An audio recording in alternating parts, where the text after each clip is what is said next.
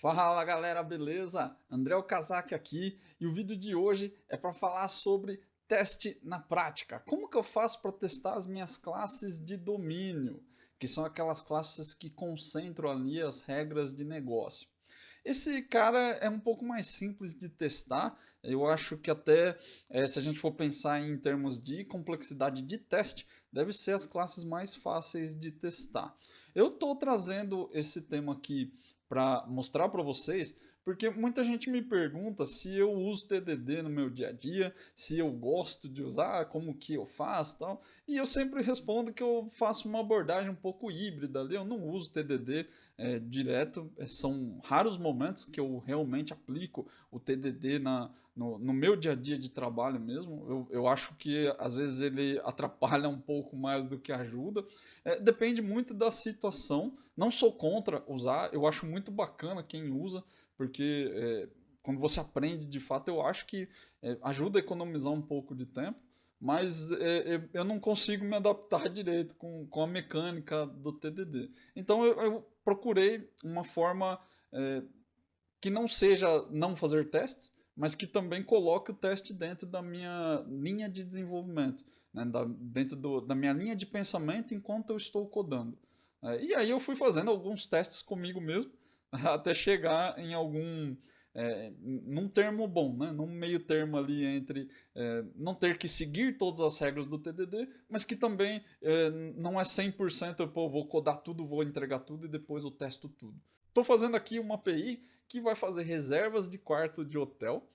Então, vou começar a fazer a modelagem desse cara e, como toda modelagem, eu acredito que deve começar sempre pelo domínio. Primeiro porque é mais simples de você modelar, você já tem as regras de negócio, elas vão girar em torno do domínio. E eu acho que quando você modela a partir do domínio, você tira alguns problemas, né, alguns detalhes da frente que não tem necessidade de você ficar matusquelando aqui se é para fazer desse jeito ou do jeito A, do jeito B.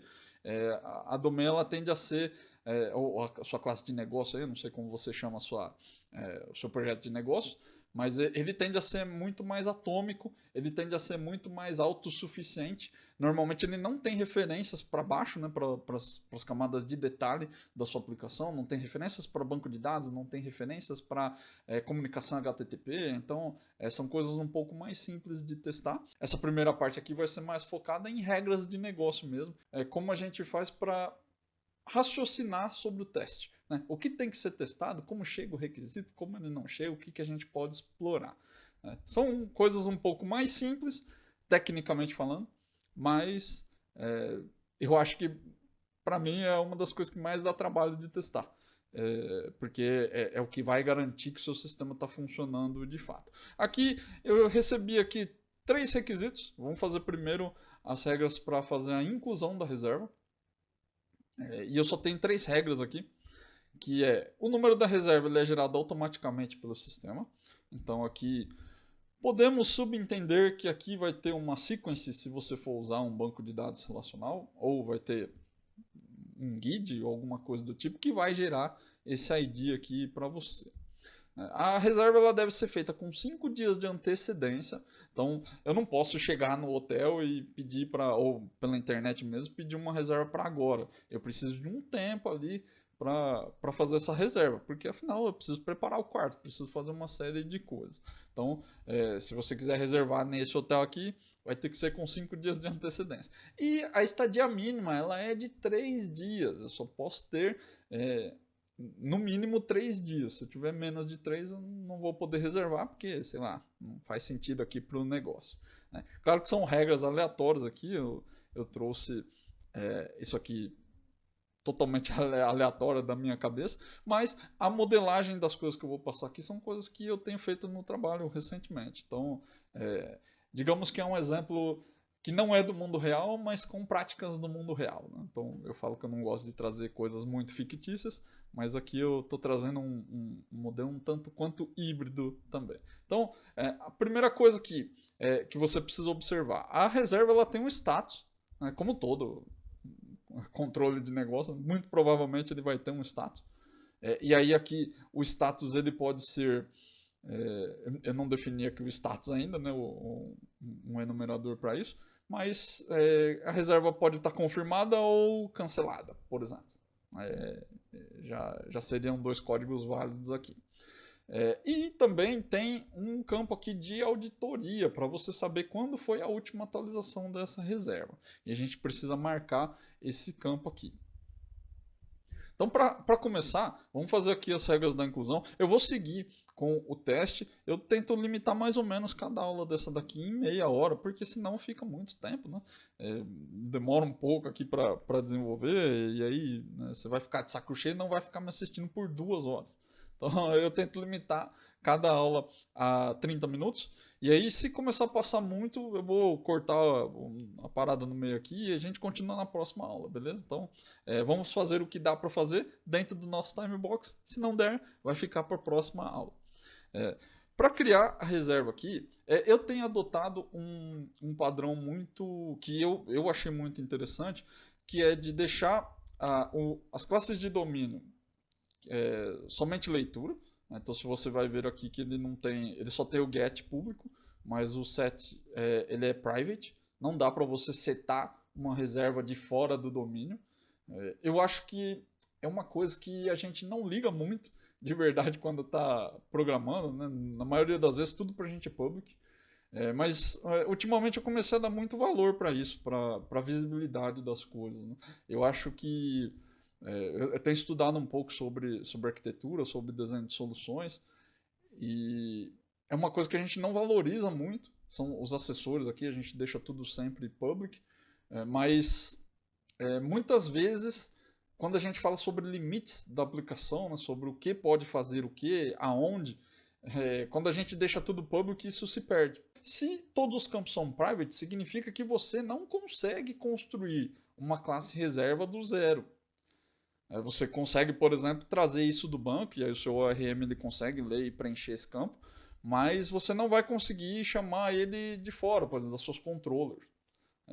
Não dá, não vai rolar. Então, para poder construir esse cara baseado em informações que vêm de fora, eu tenho adotado um padrão de usar um builder. Eu crio aqui um método de builder. Às vezes, tem gente que prefere criar uma factory, tem gente que prefere criar uma classe de builder, efetivamente. Eu achei um pouco de gastura, eu fiz alguns experimentos, achei que é um pouco demais. Não gostei muito, então prefiro fazer um método estático aqui mesmo, um public static reserva, criar nova, vamos colocar aqui, que é para fazer a inclusão. E aí a gente recebe os parâmetros para criar essa reserva. E dentro aqui desse método a gente consegue preencher, porque eu estou dentro da classe e ele vai ser private. Então, vamos colocar aqui a data de entrada.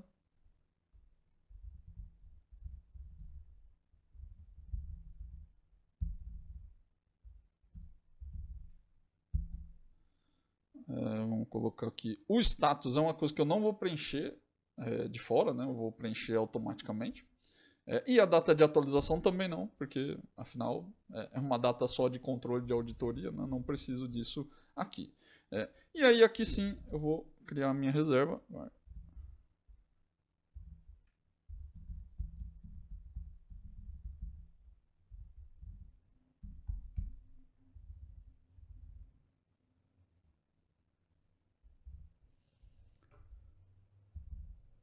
A data de entrada é igual a entrada. A data de saída é igual a saída. O status da reserva eu vou inicializar como 1, que vai ser, sei lá, pendente de confirmação. Não parei para pensar exatamente nisso ainda. E a última atualização eu vou criar aqui como datetime now.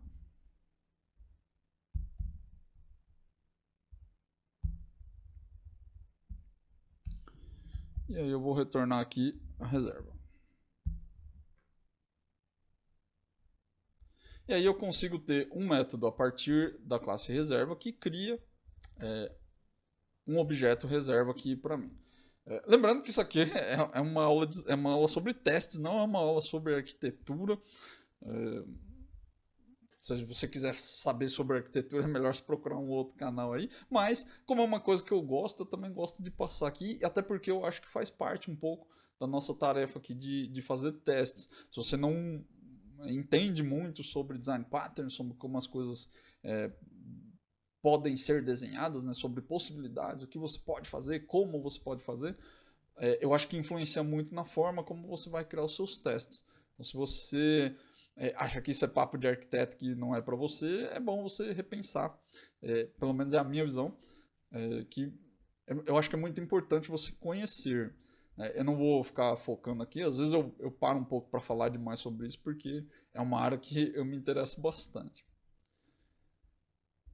Mas realmente aqui não é o foco, não vou te explicar sobre como desenhar o seu sistema. Né? Eu estou te mostrando a forma como eu faço as coisas. Bom, então aí aqui, como eu falei, eu não sigo o approach do TDD. Eu prefiro seguir um approach híbrido. Como é o meu approach híbrido para coisa? Eu coloco o teste dentro do meu desenvolvimento. Eu não concluo as minhas atividades enquanto eu não fizer os testes. Em raras ocasiões eu até acabo abrindo mão de algumas coisas em detrimento de tempo, por exemplo, mas eu sempre faço questão de voltar nessa atividade. Se eu não fiz teste, eu volto nela e faço o teste depois. Mas para mim a atividade ela só está finalizada de fato quando eu entrego o teste, quando eu termino todos os meus testes. O que eu normalmente faço? Eu faço toda a codificação que eu acho que tem que ser feita, e aí eu vou intercalando melhorias e testes. Às vezes eu faço realmente todo o desenvolvimento da coisa para depois criar os testes. E às vezes não. Às vezes eu vou fazendo por etapas. Mas pelo TDD, isso precisa ficar bem claro para você, pelo TDD não é assim que funciona. No TDD você começa a fazer o teste antes de escrever o código da sua aplicação. Mas se você tiver dúvida, eu vou deixar um link aí em cima com uma aula que eu falei sobre TDD, como que a gente coda com o TDD. As pessoas acham às vezes que TDD é só fazer teste, ou quer fazer teste automatizado, ou fazer teste de UI, sei lá. Não é isso. TDD é uma técnica de engenharia, vai te ajudar com algumas coisas. Como eu disse, eu não me adapto 100% com o TDD. Eu faço uso dele para coisas muito específicas. No meu dia a dia, muito raro. Não costumo usar, não. Então vamos testar aqui esse cara, o nosso builder, né? Ele precisa criar, então, deveria criar nova reserva. E aí a gente vai fazer var resultado é igual a reserva.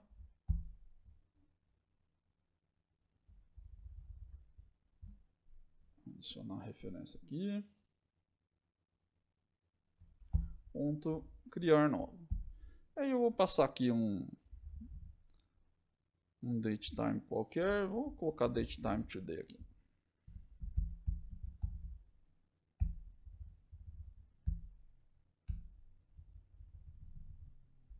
E datetime today de novo.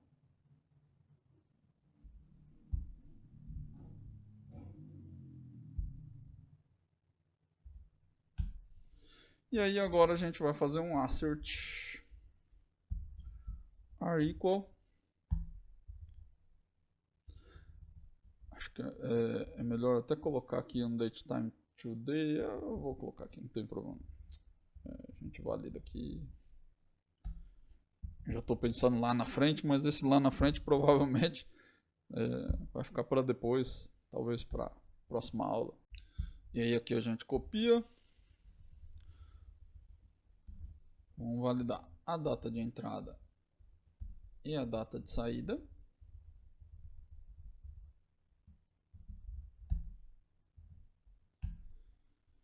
Vamos validar também se o article, se o status é 1.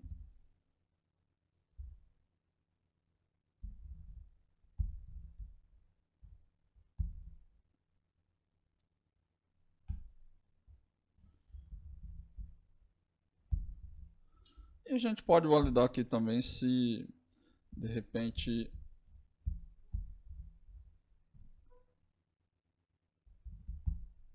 a data da última atualização ela foi preenchida, né? Eu vou até colocar aqui um date time. Como ele é obrigatório, eu vou colocar aqui que é maior do que o mean value.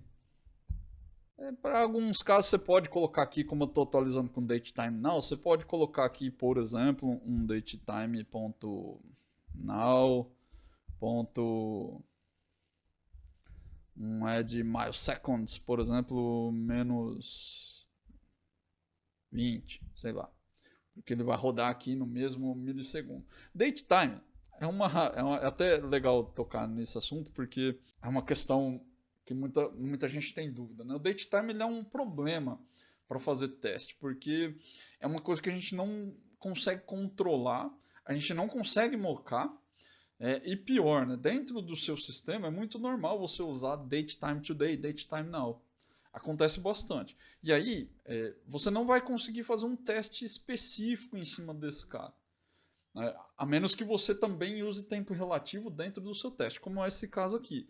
Se eu passei datetime today dentro do parâmetro para criar aqui, se eu não usar datetime today, o teste não vai passar nunca. Eu posso colocar aqui o dia que eu estou fazendo esse código, vai passar hoje, mas amanhã vai quebrar o teste. Então, datetime é uma coisa um tanto quanto polêmica. Tem gente que prefere criar uma fachada para o datetime, ao invés de usar ele diretamente no código. Eu não sei se no .NET 5 tem alguma coisa que substitua isso. Não sei se no .NET 6 tem também. É uma coisa que às vezes incomoda um pouco. Mas eu nunca tive um problema muito específico com isso. Talvez se eu tivesse algum problema, eu tivesse que correr atrás disso aqui, ver se de repente eu posso mocar aqui o today. Eu não sei se dá para mocar de verdade. Nunca tentei, mas nunca precisei também. Então, assim, se você tiver alguma validação com datetime now, por exemplo, você pode usar esse tipo de recurso aqui. Não é uma coisa extremamente determinante. Ou, assim, falar desse jeito às vezes parece que não é importante, mas não é que não é importante. Para o meu contexto, né, dentro daquilo que eu faço no meu trabalho, eu nunca tive um problema onde eu tinha que checar se exatamente era o datetime now aqui que foi setado. Eu nunca tive esse problema. Talvez você tenha. Se você tiver, aí você vai ter que procurar um artifício para testar. Como eu nunca tive, eu não vou ficar aqui falando para você fazer X ou Y. Isso aqui para mim sempre foi suficiente. Então, se eu preciso testar um datetime, se foi setado now aqui, a property ela é datetime, eu sei que vai vir maior, ou melhor, eu sei que vai vir min date, né, min value, se eu não setar. E aí eu posso simplesmente validar aqui, não tem problema. Mas se para você for um problema, você vai ter que sempre relativizar.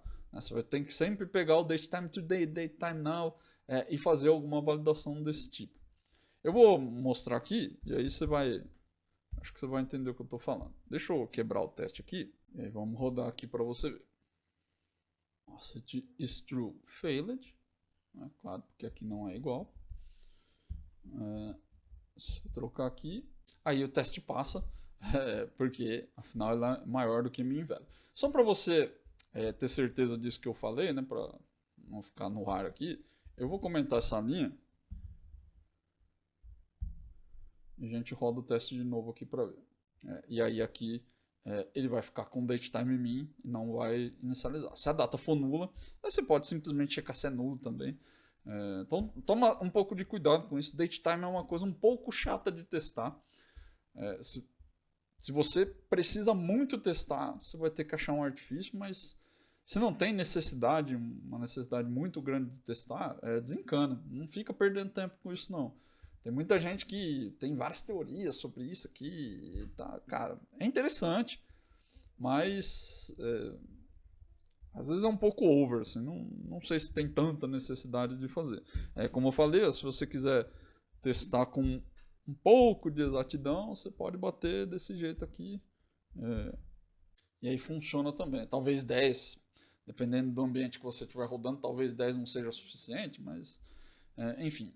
São muitas coisas, muitas teorias, e eu acho que na maioria das vezes elas não te ajudam tanto assim não. É mais preciosismo do que outra coisa. Um outro ponto que todo mundo sempre comenta Sobre a questão dos asserts, né? Mas um teste só tem que ter só um assert, eu não posso ter um monte de assert no mesmo teste. Sim, você não deve ter 30 asserts no seu teste, é nocivo, não faça. Mas também não fica se limitando só por causa disso, não. Pô, então não posso ter vários testes, vários asserts aqui, eu vou criar 4 testes para fazer isso aqui. Não vejo sentido, de verdade. Não acho que é tão necessário. Para mim, o que conta muito é a quantidade de setups que você faz. Né? Quantas vezes eu vou ter que chamar aqui o criar nova? Mas eu vou ter que chamar ele uma vez para testar várias vezes vários campos do objeto que retornou. Não vejo necessidade de abrir vários testes. É uma opinião minha também. Se você discorda, cara, fica à vontade aí, não tem problema não. Eu acho que é demais. Às vezes a gente pega um conceito e, e tenta sempre levar ele muito ao pé da letra, né? Não, o cara falou que é assim e não acho que é um crime fazer. Né? Se você se sente mais confortável desse jeito, não é problema, de verdade. É só que, para mim, ter muitos testes, né, muito mais testes aqui, não vai somar na verificação final que você tem que fazer. Então, se eu tiver que fazer um teste de 30 asserts, né, sei lá, esse cara que tem 30 campos, eu tenho que fazer 30 asserts nele, aí começa a ficar ruim de fato. Mas geralmente eu não faço esse assert aqui. Eu testo só alguns campos-chave. Nesse caso, por exemplo, eu estou fazendo esse teste só porque eu estou sendo um pouco mais didático aqui. Mas na prática, provavelmente eu não testaria a data de saída, por exemplo. Porque é um código extremamente simples. É claro que às vezes você tem necessidade de fazer esse teste. Pô, sei lá, se o cara inverteu aqui, colocou a entrada aqui e a saída aqui, eu tenho que checar. Você tem que checar. De fato, você tem que checar. Mas, como eu sempre digo, tudo faz parte de um contexto. Se para você é importante fazer essa checagem, faça. Não tem problema. Mas aí, se você tiver que testar 30 campos, às vezes realmente é melhor você separar isso aqui em vários testes. Né? Deveria criar nova reserva com as datas preenchidas, por exemplo. Você pode criar um teste desse. Deveria criar nova reserva com status e atualização e data da atualização. Você pode quebrar aqui já em 2 testes. Já é melhor do que ter 4 testes, na minha visão. Mas você pode separar sim, não é um problema. Só toma cuidado para não levar tudo ao pé da letra só porque alguém falou que é legal, que é bonito. Né? Tenta tomar essas decisões baseadas no seu conhecimento, no seu entendimento, né? Não no seu conhecimento. Tenta entender o que tem por trás dessas recomendações e tirar as suas próprias conclusões. Se você não tem nenhuma conclusão, não sei julgar, cara, segue o livro. Se o cara falou, segue lá, não tem problema não. Alguém escreveu, alguém comentou, provavelmente tem uma experiência para dividir com você. E aí você está fazendo uso dessa experiência, tá tudo bem. Mas se você já tem alguma experiência, né, não siga só porque a boiada está indo. Né, tenta entender melhor. Mas isso é uma questão de opinião também, tá? Não, eu estou falando aqui, mas, sei lá. De repente para você, nada a ver, estou falando groselha aqui, mas é minha opinião. A gente já criou a reserva e agora a gente pode começar a colocar as regras. Então, aqui, ó, o número da reserva é gerado automaticamente. Isso aqui a gente já testou, ótimo. Porque até não tem teste para fazer, né? A gente não vai preencher o número.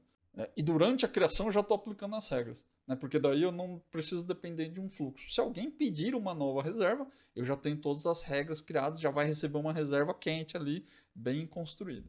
Então vamos validar aqui se a reserva foi feita com 5 dias de antecedência. Aqui já talvez já vai entrar aquele problema do date time que eu comentei. Então, if reserva.data de entrada for menor ou igual a data de hoje mais 5 dias. Então, date time today, add days 5.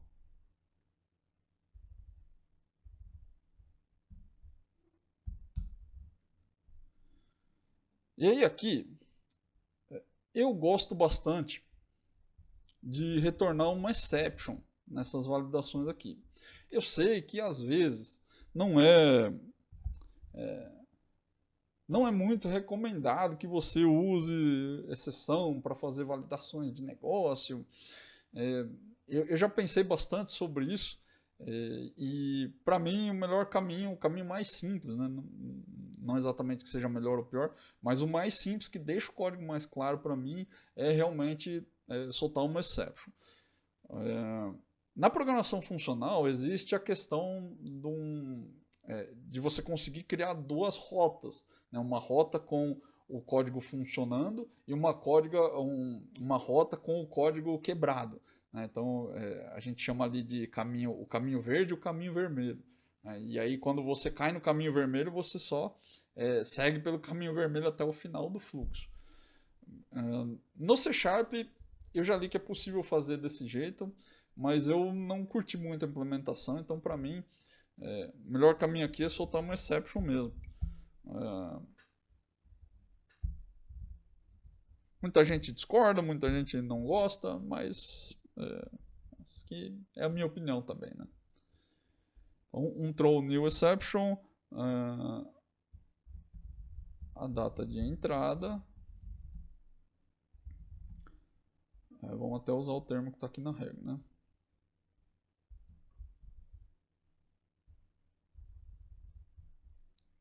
Vamos nem colocar a data de entrada aqui, ó.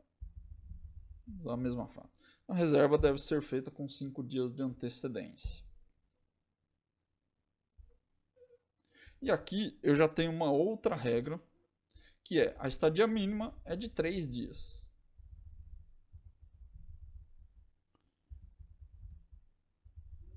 Então, se eu fizer aqui data de entrada,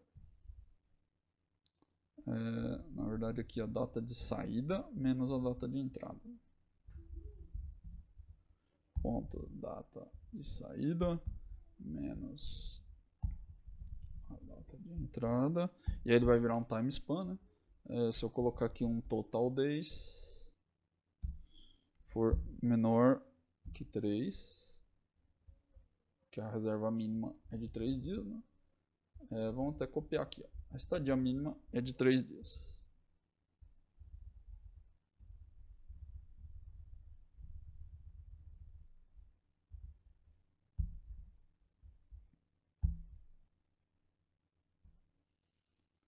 Buildou. E agora a gente parte para o teste. Como eu falei, num approach híbrido, eu monto toda a codificação e depois eu parto para os testes. Se fosse TDD, de novo, eu teria que vir aqui, criar o meu teste para depois fazer a implementação da regra. Às vezes, quando eu estou desenvolvendo, ao invés de definir todas as regras desse jeito que eu fiz aqui, são só duas, eu crio uma regra e depois já crio o teste. Então depende um pouco da complexidade da coisa. Se eu achar que está muito complexo, eu vou variando. Então assim, eu não tenho um método 100% fixo como é o TDD. Né? Pô, você vai fazer uma implementação, você entra aqui e faz. Como eu disse, é uma forma de fazer teste que eu criei para mim. Não estou dizendo para você seguir também, só estou te mostrando como eu faço. E que o fato de você ter que fazer teste não significa que você tem que seguir sempre uma linha dura. É que você pode sim desenvolver o seu jeito de fazer, contanto que tenha teste e que funcione. Isso é importante também, porque tem muita gente que cria uma forma de testar e não testa. Eu já falei com vários devs, vieram com essa conversinha para mim aí, não, mas eu tenho um jeito de fazer, tá? E aí quando eu vejo, o código do cara não tem teste. Pô, você tem um jeito de fazer, seu jeito é não fazer teste, né? Porque você tem um jeito, você não está aplicando, você não está fazendo. Você pode seguir uma cartilha se você não tem a sua. Se você quiser seguir a minha, você pode seguir. Como eu falei ela aqui, se eu tiver que te explicar tudo que eu faço, tudo que eu penso, eu vou ficar aqui 3 dias gravando vídeo. Não é a intenção, né? A intenção é te mostrar aqui o teste. Mas se você já tem, né? Se você já tem alguma skill de teste, você já tem um pouco de habilidade, você pode montar o seu jeito de fazer, desde que ele funcione. Né? Então vai testando as formas e aí você vê como você se adapta melhor. Então aqui, seguimos o caminho de Alice. e vamos rodar o teste. Esse teste aqui de criar nova reserva, ele já quebrou. Por quê? A reserva deve ser feita com 5 dias de antecedência. Então, para eu poder passar por esse teste aqui, eu já tenho que alterar aqui e dar um de 10. Vou colocar aqui 5 dias. Não, vou colocar 10, vai. Aí já fica... Eu vou rodar aqui em Baby Steps. Quando eu estou programando, eu também não sigo 100% Baby Steps, não. Só quando eu estou muito perdido. Quando eu estou muito perdido e não sei direito o que tem que ser feito, aí eu vou seguindo passo a passo, para não me perder. E aí você consegue organizar melhor as suas ideias. Depois de um tempo fazendo Baby Steps, eu comecei a desenvolver um raciocínio melhor sobre o que tem que ser testado. Né? Sobre a relação de causa e efeito das suas alterações. E aí ficou mais fácil de eu entender quando eu tenho que fazer o teste, quando isso vai quebrar. Como eu falei aqui, eu já ia adicionar a data aqui, porque eu sei que a estadia mínima é de 3 dias. Então, se eu não adicionar aqui, vai dar pau. Eu só estou rodando o teste para você ver e aproveitando para comentar isso com você. Com o tempo, você começa a perceber as coisas que você altera e onde vai quebrar. Você vai ganhando um pouco mais de domínio sobre o código e sobre o teste também. Por isso que é importante você fazer o teste na hora que você está desenvolvendo. Não exatamente na hora, né? Mas enquanto você está desenvolvendo, sem finalizar a entrega, né? Porque você está com o código muito fresco na sua cabeça. Então você sabe exatamente o que você faz e o que altera. Né? É muito mais fácil. Se você entrega isso num dia e daqui uma semana você vai querer fazer teste, cara, seu raciocínio já foi, você está pensando em outras coisas. E aí quando você altera, você não vai lembrar. Se você precisar fazer isso, Baby Steps é melhor. Vai devagar, passo a passo. Né? Altera uma coisa, mexe, vê o resultado. E aí você vai ter um pouco mais de segurança e vai conseguir entender melhor o funcionamento das coisas. Quando você está codando aqui, esse movimento ele fica mais simples. Né? Mas, de novo, isso aí sou eu já tenho uma prática com teste, já tenho habilidade. Se você não tem, Baby Steps é sempre a melhor saída. Não há dúvidas com isso. Ó, e aí aqui deu um expected 13/6, um actual 23/6. É a data que eu estou gravando aqui. É claro que é porque eu tenho que dar o add days aqui também.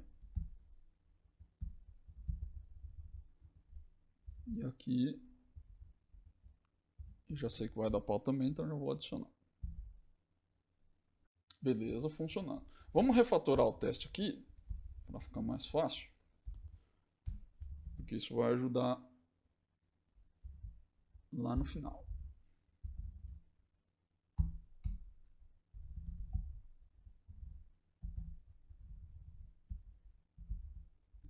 Entrada aqui.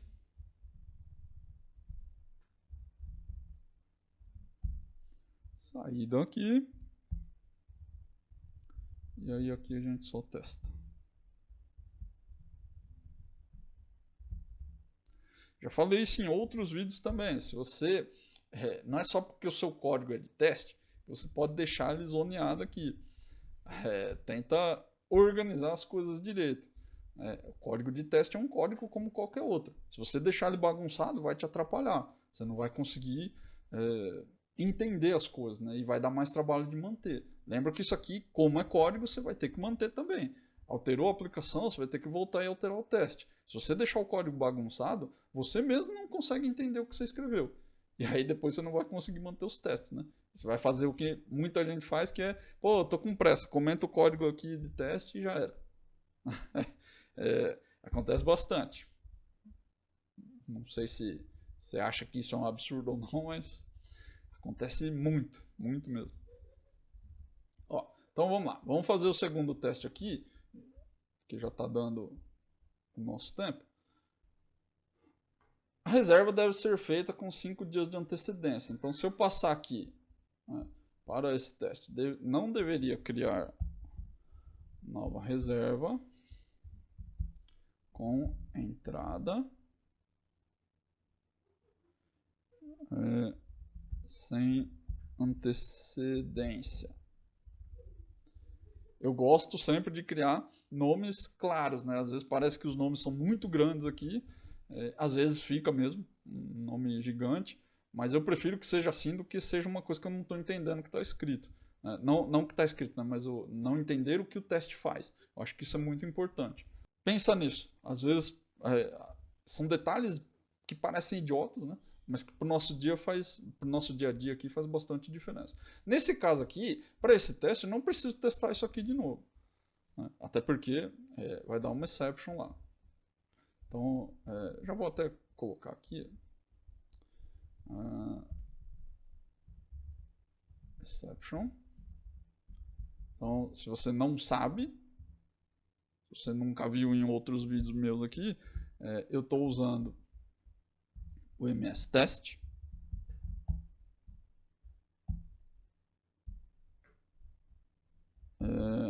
E o MS Test tem esse carinha aí que é o Throws Exception, para você conseguir capturar uma exceção.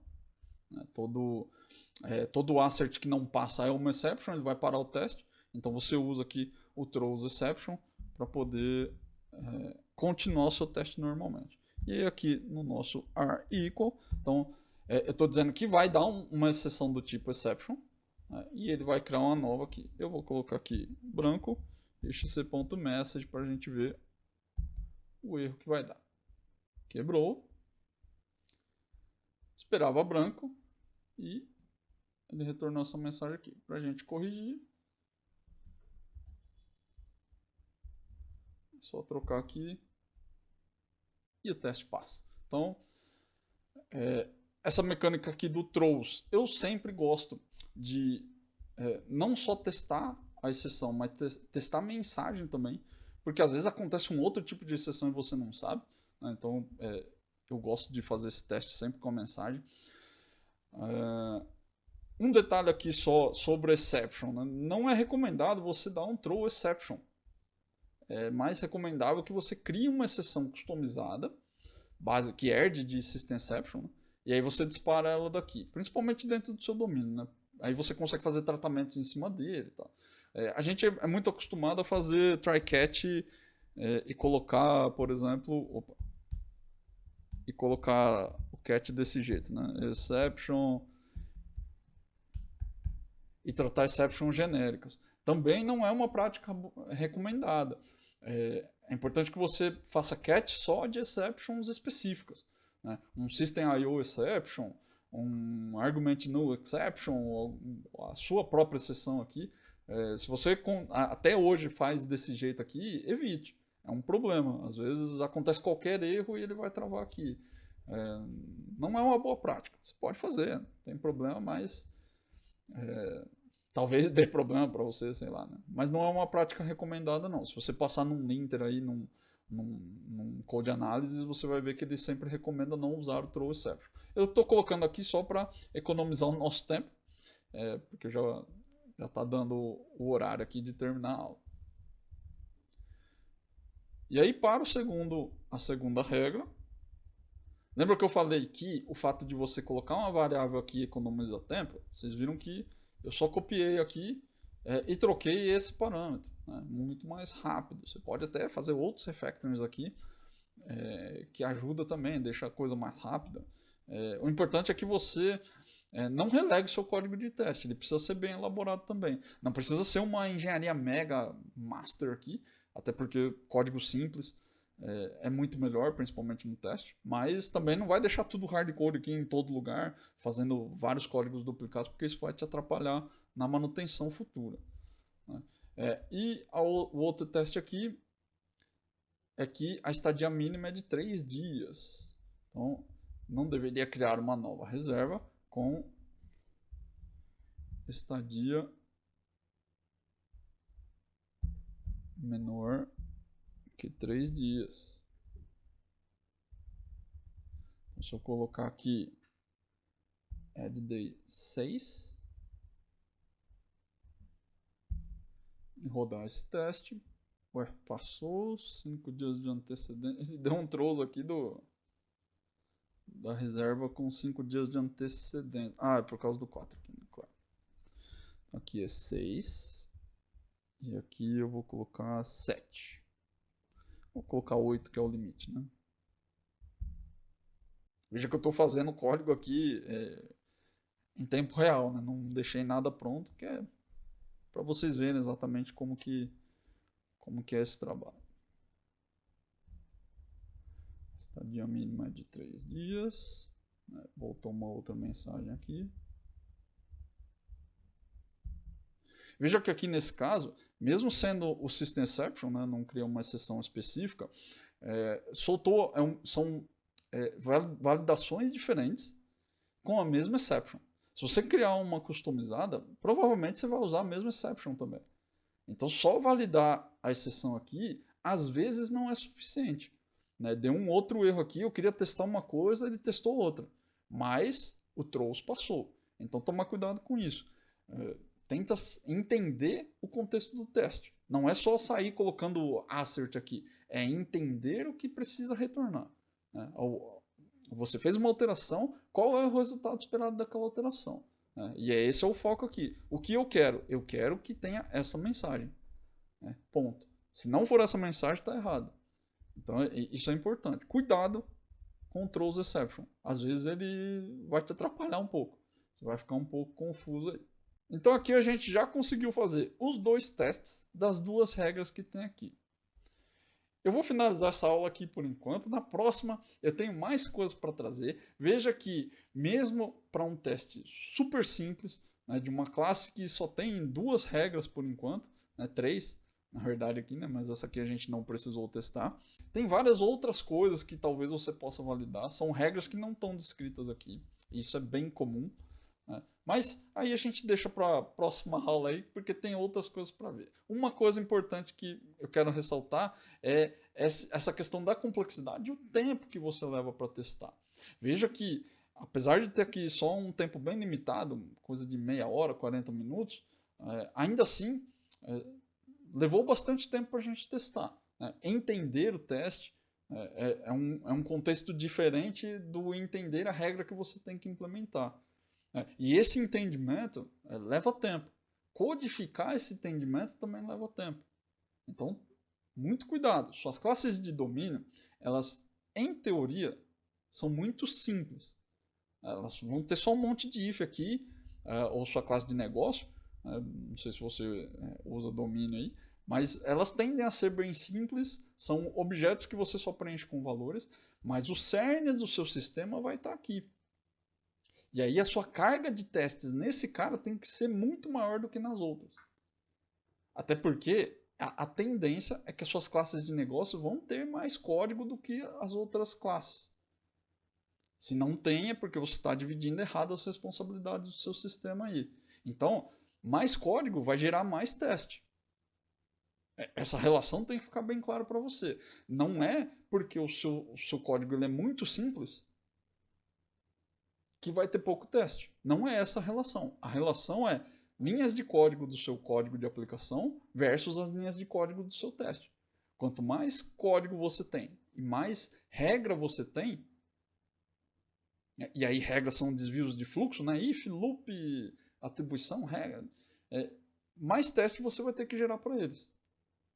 E muita gente acha que é o contrário, né? Isso é curioso. Por isso que eu estou destacando aqui para você. A maioria dos devs acha que o teste, a complexidade do teste, ele está nas classes de infraestrutura, nas controllers, no acesso ao banco de dados. E não é. Essas classes elas são muito mais simples de testar. Se elas estão muito difíceis, é porque provavelmente você está colocando o código no lugar errado. A parte mais complexa de testar é o domínio. São as suas classes de negócio. O resto, você vai ver que são testes muito curtos. Né? E muito certeiros também. Eles são muito mais simples, porque eles fazem poucas coisas. Né? As regras estão aqui dentro. A movimentação, o fazer ou não fazer, atribuir ou não atribuir, está tudo aqui dentro das suas classes de negócio. Então, fica atento com isso. Eu sei que é importante você testar as suas classes que acessam dados ou que falam com serviços externos, ou as suas controllers, sei lá.